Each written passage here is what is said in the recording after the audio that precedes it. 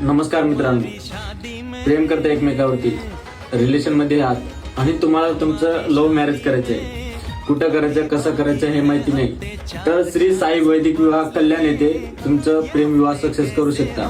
ते कसे ते पूर्णपणे माहिती देतो.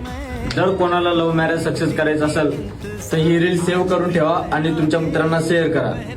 तुम्हाला घरच्यांच्या विरुद्ध आहे तर तुम्हाला पोलीस संरक्षण पत्रही दिले जाते, तसेच तत्काळ मॅरेज सर्टिफिकेट दिले जाते. ही प्रोसेस पूर्ण 1 तासामध्ये केली जाते.